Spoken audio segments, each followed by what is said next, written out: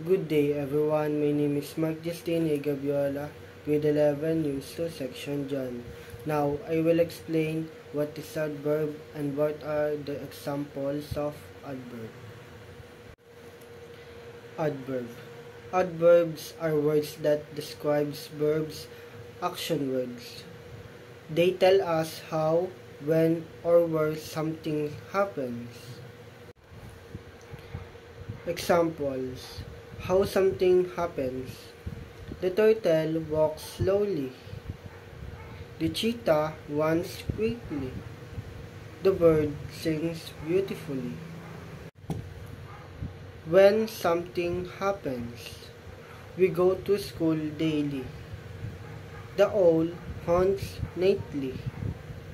The rooster crows early.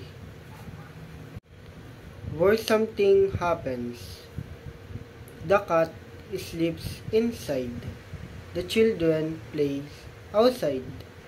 The airplane flies high. Rules for adding ly to words. First, for most words, just add ly.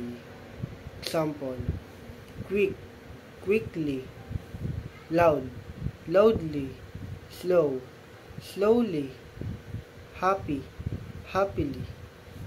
Second, if a word ends in y, change the y to I and add ly. Example, easy, easily, happy, happily, lazy, lazily. And some words don't change when they become adverbs. Example, fast, hard, late. So that's all guys. I hope you learned something. Thank you for watching.